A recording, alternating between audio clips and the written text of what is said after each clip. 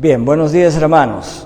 Continuando con nuestra serie de reflexiones y proclamaciones en el Evangelio de Mateo, en esta mañana vamos a centrar nuestra atención en Mateo capítulo 7, los versículos 7 hasta el 12. Es una sección muy compacta y dice así. Voy a leer en la traducción bastante literal que he hecho acerca de estos versículos, de manera que se transmita la fuerza original del texto.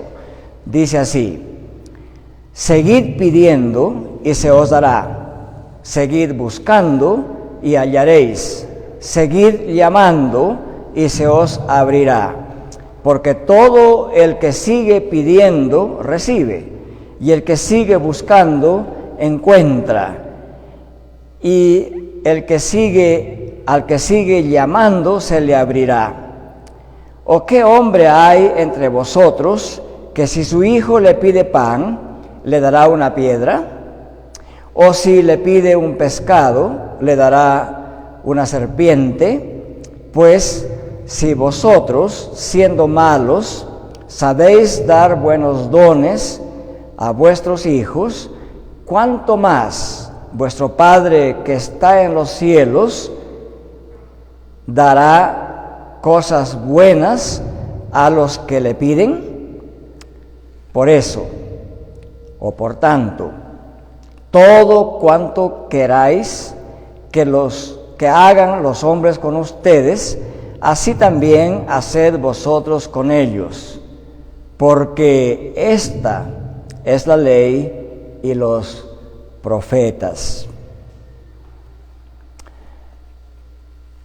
Hasta el versículo 6 de Mateo 7, Jesucristo se ha estado dirigiendo directamente a los discípulos. A partir del versículo 7 de Mateo 7 hasta el versículo 12, Jesucristo centra su atención a la multitud y habla a todos en general. Entonces, en esta sección, Jesucristo se dirige a la multitud y les hace un llamado a suplicar a Dios para entrar en el reino de Dios, en razón de que Jesucristo presenta al Padre Celestial como un Dios supremamente generoso. Ese es el centro de este pasaje. Y este pasaje de Mateo 7 al 12, está estructurado en tres partes cortas. En la primera parte, que abarca los versículos 7 y 8, se nos enseña que Dios concede entrada al reino a quienes lo piden humilde y persistentemente. Voy a explicar bien esto luego. En segundo lugar, nos enseñan los versículos 9 al 11 que la bondad de Dios es mucho más grande que la bondad de los seres humanos. Dios no niega que haya algo de bondad en los seres humanos, a pesar de ser malos, pero por contraste nos enseña que la bondad de Dios es supremamente más grande que la bondad de los seres humanos. Y en tercer lugar, el versículo 12 es como que se para por sí solo.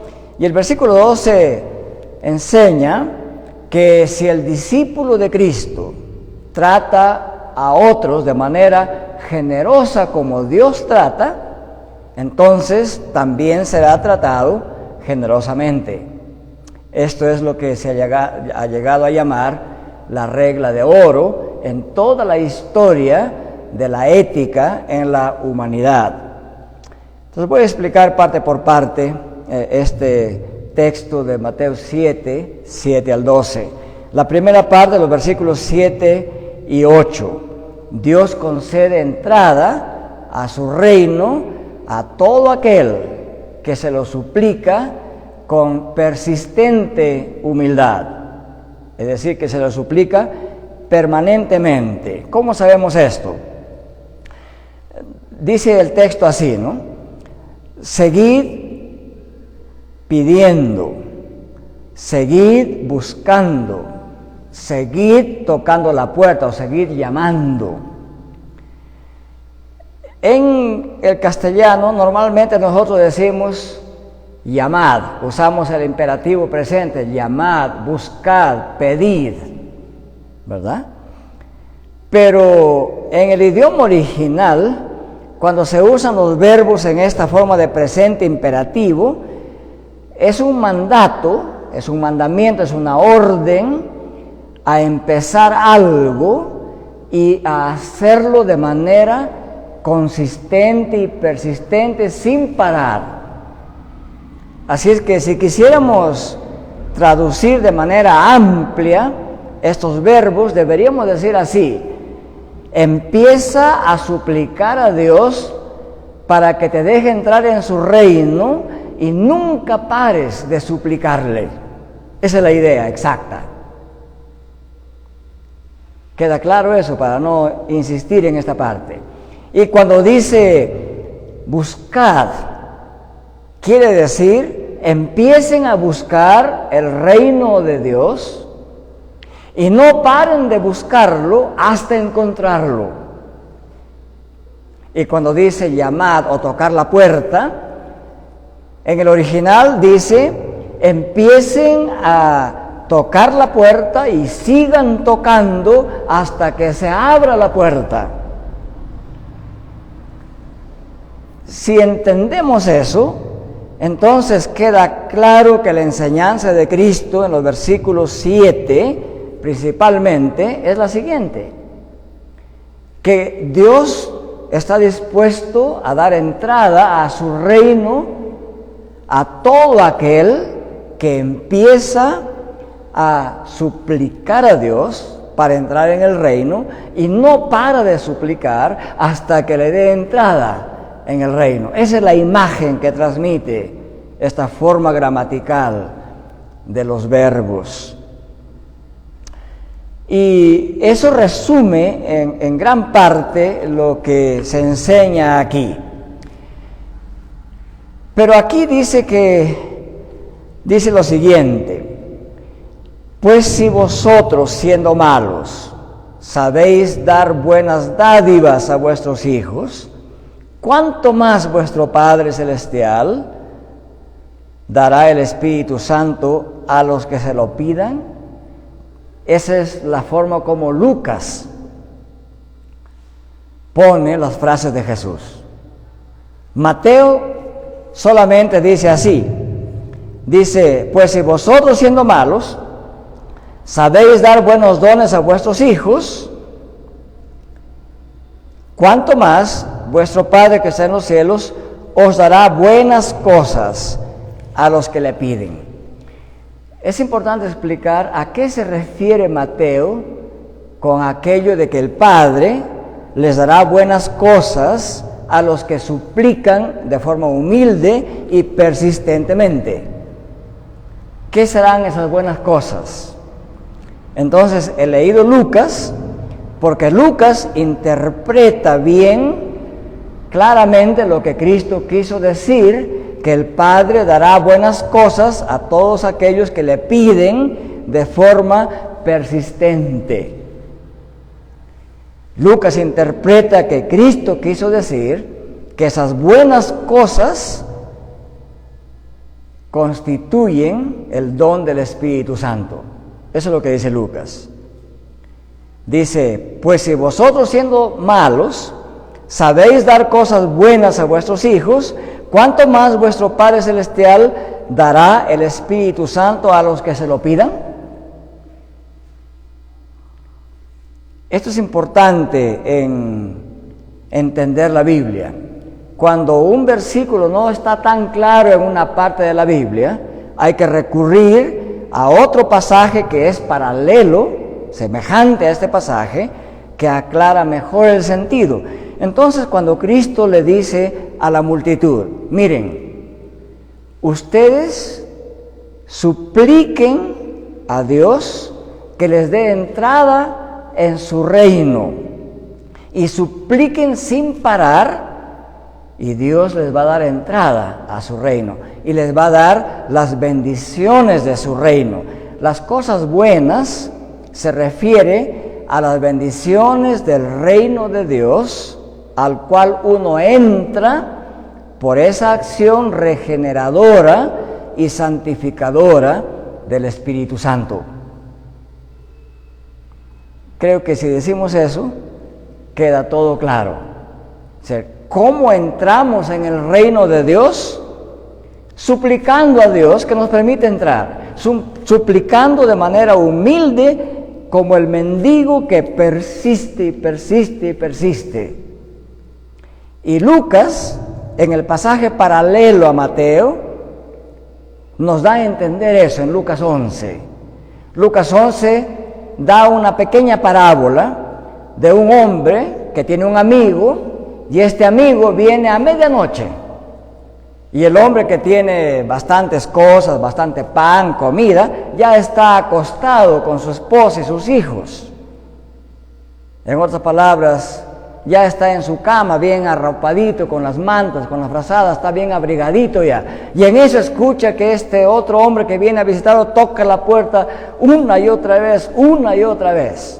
Seguramente al primer toque el hombre dice: estoy durmiendo, no me voy a levantar. Pero toca otra vez. Y seguramente el hombre dice: todavía no me levanto. Y toca otra vez y toca, hasta que tuvo que levantarse.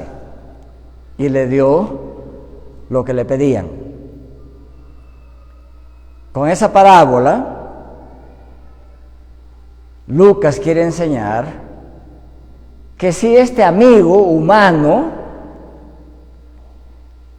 a pesar de ser humano, y a pesar de estar en horas altas de la noche descansando, durmiendo tranquilamente, aún así se levanta y le sirve a su otro amigo que le pide pan. Dice: si un ser humano hace eso, ¿cómo Dios no les va a dar a ustedes las cosas buenas? Entonces, las cosas buenas que Dios va a dar es el Espíritu Santo a los que se lo pidan, dice Lucas. Entonces, ¿cómo entramos al reino de los cielos? Suplicando a Dios. ¿Qué hace Dios para que entremos en el reino de los cielos? Nos da la regeneración, nos transforma. El Espíritu Santo hace esa obra regeneradora que provoca la fe, que da origen a la fe, y por lo tanto nos santifica para poder estar en la presencia de Dios, en el reino de Dios. Eso es lo que hace Dios a través del Espíritu. Es que el Espíritu Santo transforma al ser humano, convirtiéndolo de malo en bueno a la vista de Dios, para poder entrar a la presencia de Dios. Entonces, Mateo usa esta palabra buenos dones o buenas cosas una sola vez para referirse a la comida, a la bebida y al vestido.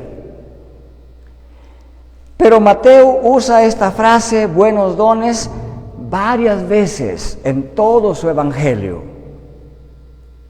Una sola vez se refiere buenas cosas a comida, bebida y vestido.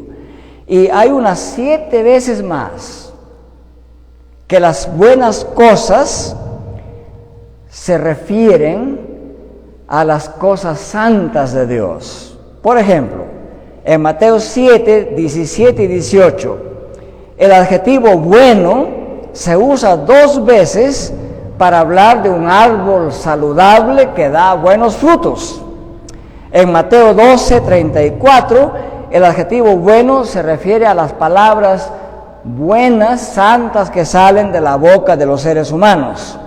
En Mateo 19, 16, el adjetivo bueno describe las buenas obras que este joven rico pensaba que hacía. Y en Mateo 20, lo bueno describe la generosidad de aquel hacendado que simbólicamente representaba a Dios. Y en Mateo 22, 10, el adjetivo bueno describe a las personas buenas en contraste con las personas malvadas.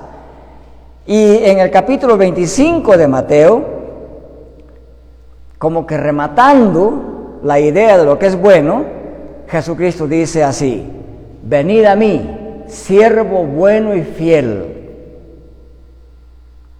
Entonces, lo bueno, en la mayor parte de pasajes de Mateo, se refiere a las acciones de justicia que hace el ser humano que ha sido transformado por el Espíritu Santo. Entonces, el uso del adjetivo bueno en el Evangelio de Mateo deja en claro que las buenas cosas que Dios ofrece a los que suplican de manera persistente, cuando dice cosas buenas, busquen, yo les daré cosas buenas, eso está, digamos, conectado con esta otra frase que Jesús dijo: buscad primeramente el reino de Dios y su justicia, y las demás cosas os serán añadidas. Entonces, cuando Mateo dice seguid tocando o seguid buscando, claramente implica que hay que seguir buscando el reino de Dios, la entrada al reino de Dios. La palabra tocar o llamar a la puerta da a entender que al reino de Dios hay que entrar con autorización y permiso del dueño del reino. El dueño del reino es Dios. Entonces, en Mateo también se habla que la puerta que conduce al reino de Dios es la puerta estrecha. El camino estrecho y la puerta estrecha son la entrada al reino de Dios, mientras que el camino que conduce a la perdición es amplio y fácil y grande. Entonces, cuando Jesús aquí dice tocad la puerta, hace referencia a tocar la puerta, es un símbolo de suplicar a Dios pidiendo que nos permita entrar a su reino. No hay que imaginarse que hay una puerta literal que sea de acero infranqueable, no, es el permiso de Dios. La puerta simboliza el permiso que Dios da para entrar. Entonces podemos decir que cuando Mateo, enseguida del capítulo 7, versículo 12, está el versículo 13 y 14. Ahí se habla de la puerta estrecha que conduce al reino.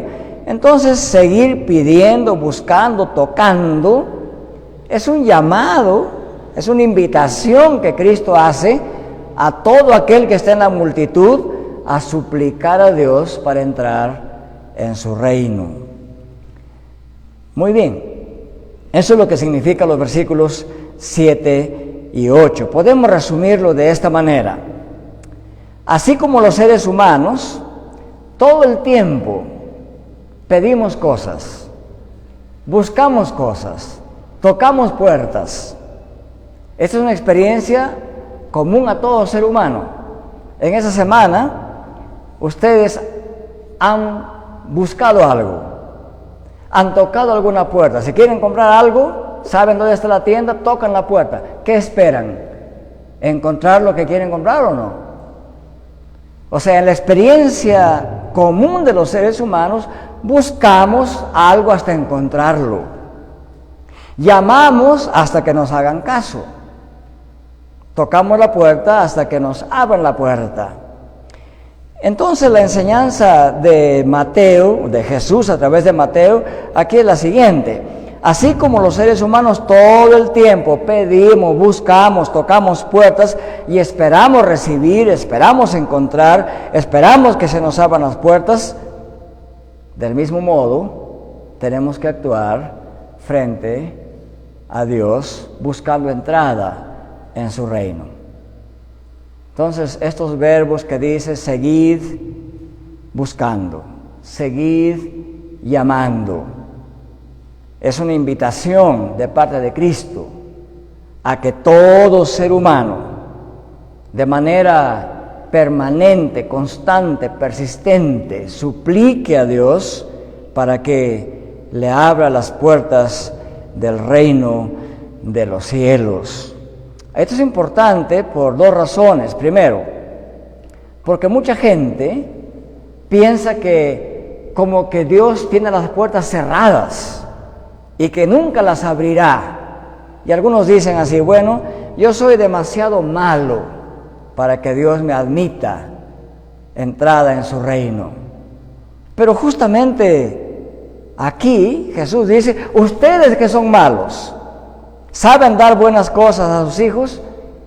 ¿Cómo el Padre Celestial, que es tan bueno y generoso, no les va a dar a ustedes el Espíritu de Dios transformador y las bendiciones de entrar en su reino? La invitación aquí no es a los santos, no es a los que ya son buenos. La invitación de Dios es a aquellos que se sienten malos y además que sienten que no pueden hacerse buenos por sí mismos. Y esa es la segunda razón. Dios llama a la gente que no es buena y el Evangelio dice que Cristo no vino por los sanos, vino por los enfermos para darles la curación espiritual. Entonces, como no somos buenos y no podemos hacernos buenos por sí mismos, Dios nos ofrece su Espíritu Santo transformador, regenerador, para que nos haga buenos y aceptables a ser recibidos, a entrar en el reino de los cielos. Esa es la enseñanza del versículo 7 y 8. En segundo lugar, el versículo 9 al 11, donde se nos dice en resumen que Dios es supremamente más generoso que el ser humano más generoso que uno pueda conocer. Si alguna vez usted ha conocido a alguien que es muy bueno, muy generoso, a partir de ahí tiene que pensar que Dios es supremamente más generoso que toda generosidad que usted haya conocido. Entonces, aquí en los versículos 9 al 11, es como es una pregunta que hace, un par de preguntas hace Jesús. Dice así, ¿qué hombre hay entre ustedes que si su hijo le pide pan, le dará una piedra?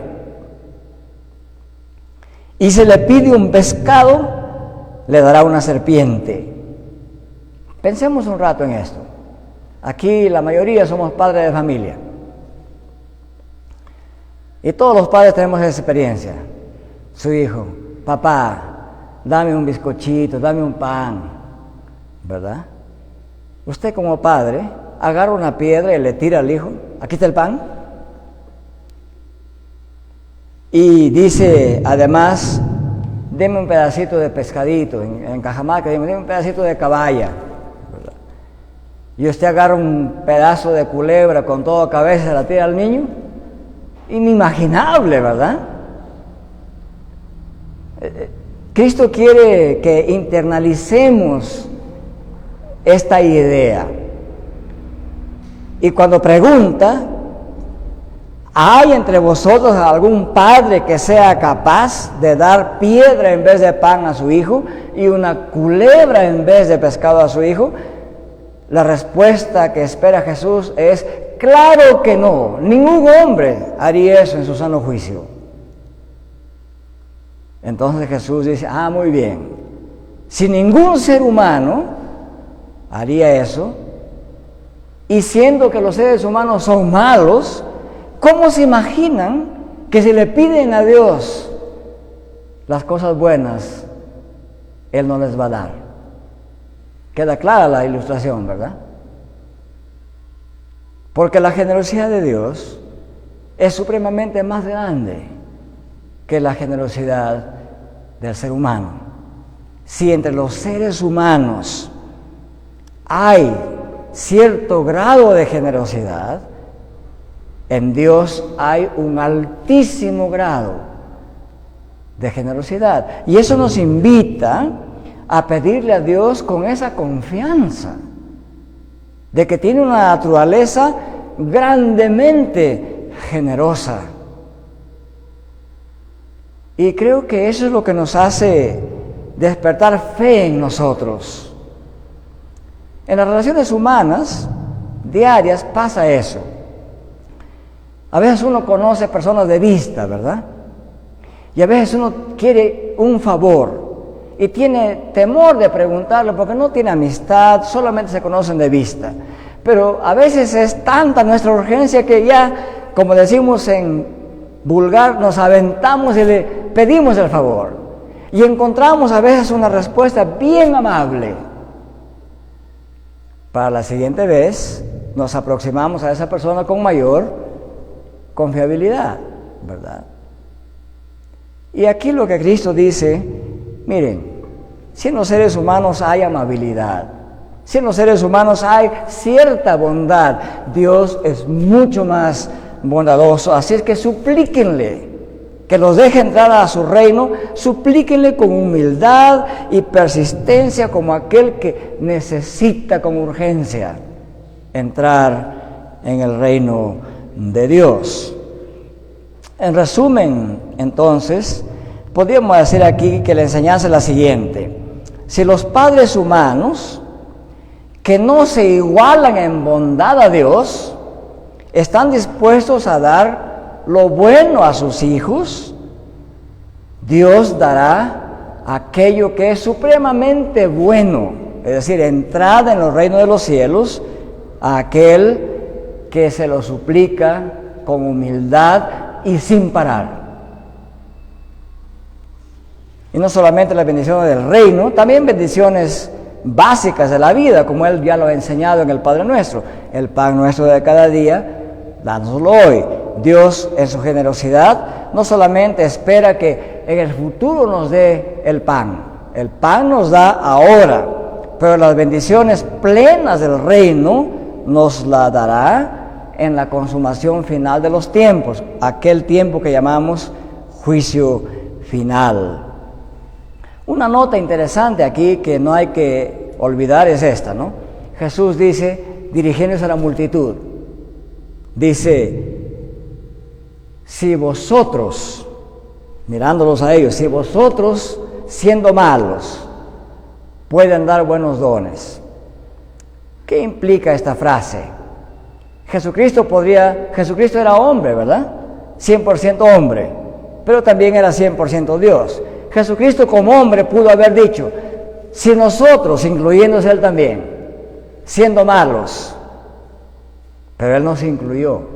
Dijo, si vosotros, o si ustedes. Esto hay que notarlo, porque aquí Jesucristo habla no solamente como hombre, habla como Dios, habla como el Hijo de Dios. Y dice, ustedes, los seres humanos comunes y corrientes, que son malos, sin embargo, saben dar cosas buenas, escuchen de mí, que no soy hombre pecador como ustedes, decirles que mi Padre Celestial y el Padre Celestial de todos los que llegan a ser sus hijos es supremamente bueno, y si ustedes piden con insistencia, mi Padre les va a dar entrada en el reino y todas las bendiciones del reino de Dios.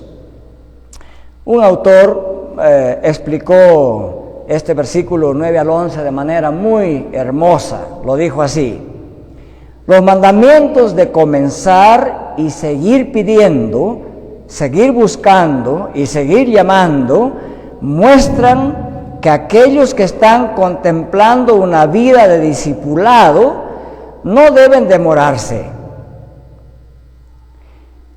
Deberían considerar la entrada al reino como una prioridad urgente ahora mismo. No obstante, disfrutarán de todos los beneficios del reino solo en la segunda venida de Cristo. Vayamos ahora a la tercera parte de este pasaje, el versículo 12.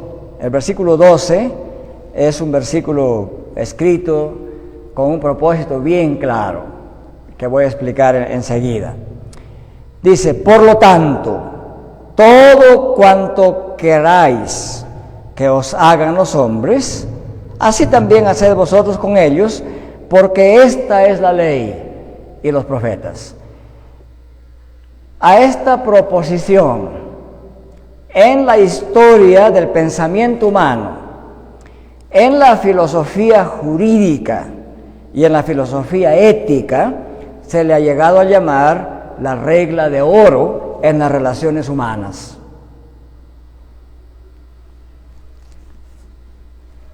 El nombre regla de oro no siempre fue la designación para este principio de relación humana. Y en general, esta proposición que califica, digamos, la forma más general de relacionarse bien con los demás, existió antes que haya Antiguo Testamento, antes que haya Nuevo Testamento. Ya lo tenían los hindúes antes de Cristo, lo tenían los del lejano oriente antes de Cristo, y antes de Cristo también ya estaba en el Antiguo Testamento y en toda la reflexión del judaísmo. Pero la manera como formulaban este principio de buena relación humana difería. Y en general habían dos maneras de formular este principio ético. Una manera era formularlo negativamente, diciendo así: no hagas a otro lo que no quieres que hagan contigo. Esa es la forma negativa de formular este principio. Esa forma negativa es la más conocida en toda la historia humana. Heródoto ya la dice en uno de sus 9 tomos, mucho antes de que Jesús la formulara aquí. Pero la formulan en forma negativa: no hagas a otro lo que no quieres que hagan contigo. Esa manera de formular este principio ético general tiene ciertas limitaciones si uno los analiza a fondo. La principal limitación es esta, que se centra en no hacer algo. Por eso dice: no hagas a otro. Y esa es su limitación. Uno trata de evitar. Pero cuando este principio se formula en forma positiva, es una invitación a una acción permanente de hacer las cosas bien. La forma positiva sería así: siempre debes hacer lo bueno a todo ser humano para que el resto de seres humanos también hagan lo bueno contigo. Esa es la forma positiva de formular este principio. Y en esa forma positiva nos invita siempre a estar alertas a hacer lo bueno. Hay diferencias, ¿verdad?, entre cómo se formula este principio. Y Jesucristo fue el único en formular este principio de forma positiva. Y esa es la diferencia con la regla de oro más conocida en el mundo, formulada en forma negativa. Eso en primer lugar.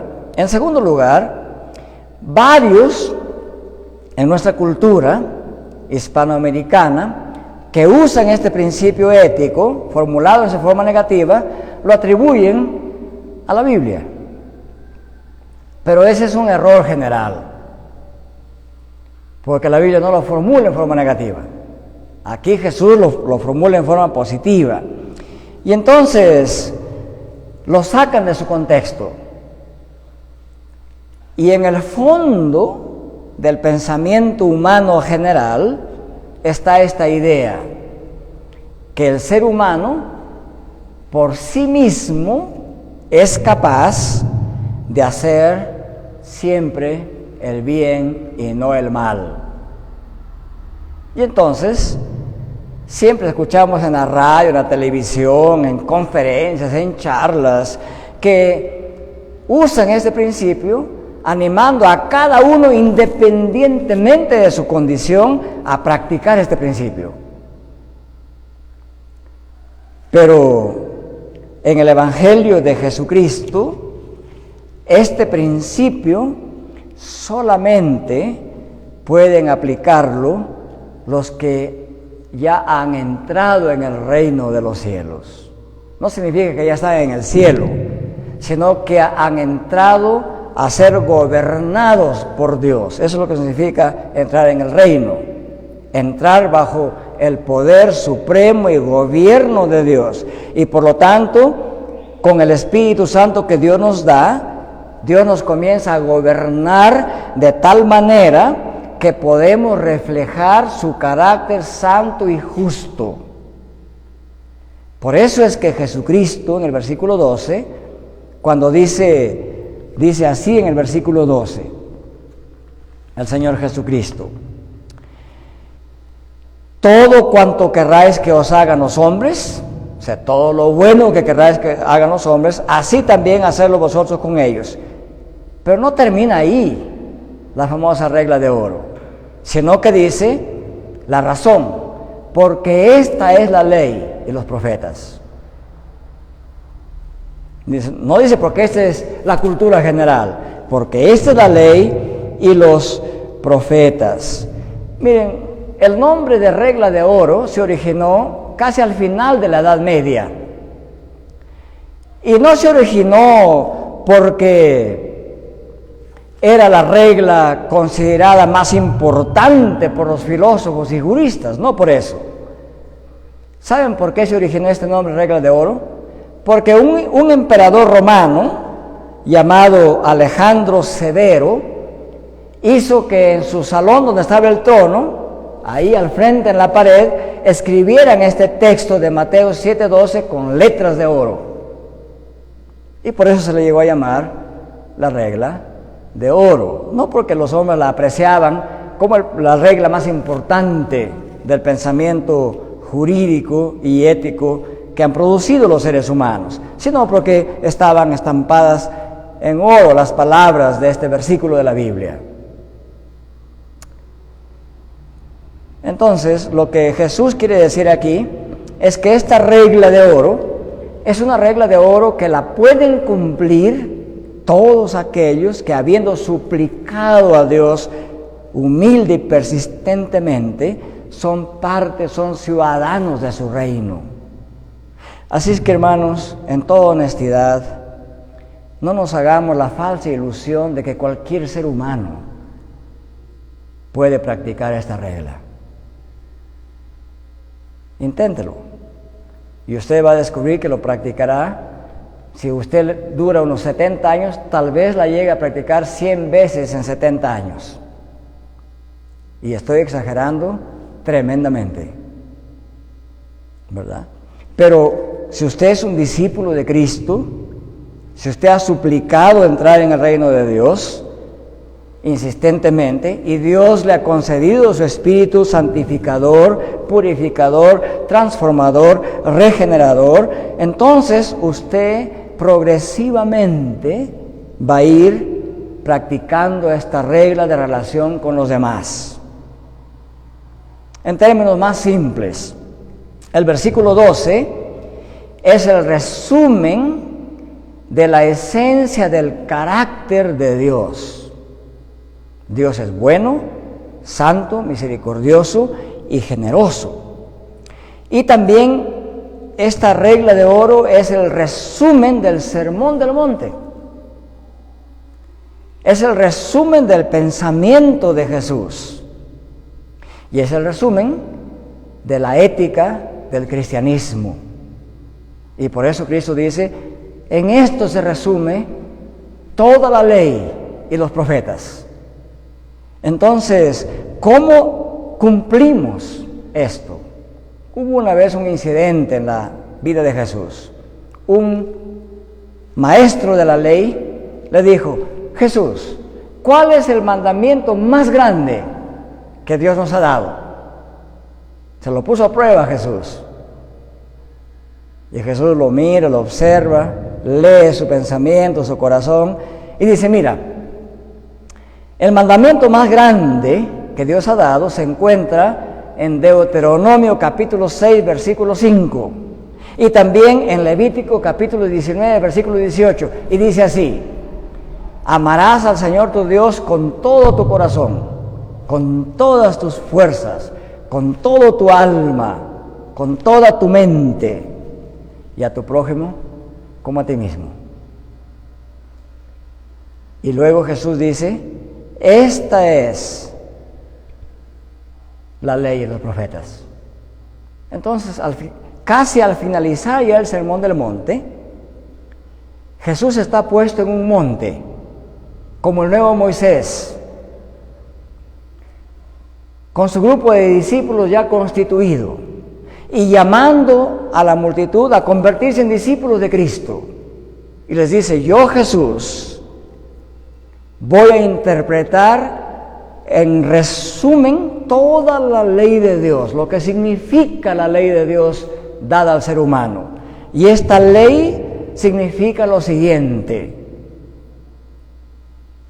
así como eres hijo de Dios y te relacionas con Dios, así como has recibido de Dios bendiciones espirituales y materiales y has recibido su generosidad al haberte perdonado tus pecados y haberte tratado bien, eso que Dios ha hecho contigo tienes que hacerlo con los demás. Ahora que eres hijo de Dios, reflejas el carácter de Dios. Y al relacionarte con los demás, refleja también en tus acciones el carácter santo y justo de Dios. Esa es la práctica de la ley. Esa es la ley y los profetas. En conclusión, Mateo 7 al 12 del capítulo 7, aprendemos ahí que Jesús ordenó a sus discípulos a vivir de acuerdo con esta regla de oro, y al mismo tiempo los empoderó mediante su Espíritu Santo para ser capaces de vivir según esta regla de oro, para ser capaces de reflejar el carácter santo y justo de Dios. Y esto debemos hacer. Debemos practicar esta relación con los demás como la relación que tenemos con Dios. Y esto debemos hacer no para ser recompensados por la sociedad o por el Estado o por la iglesia o por el público en general, como Jesús ya enseñó. Esto debemos hacer con los demás porque eso es lo que identifica al discípulo de Cristo que practica la ley de Dios. Esa es la identidad, esa es la insignia que porta todo creyente en Cristo Jesús. Y entonces, si hacemos eso, quien nos va a recompensar es Dios. Nos recompensa aquí y ahora mismo, con muchas bendiciones, pero nos recompensará mucho más plenamente cuando venga por segunda vez. Mientras esperamos esa venida, seguimos viviendo, reflejando el carácter santo y justo de Dios. A eso nos llama Cristo en este pasaje. Amén. Oremos. Nuestro Dios y Padre, reconocemos que si nos comparamos con la justicia y santidad de Dios, tenemos un largo camino por recorrer. Muchísimo todavía que mejorar en nuestra vida, en nuestra relación con usted y con nuestro prójimo. Gracias por hablarnos en este pasaje a través de Cristo tan claramente.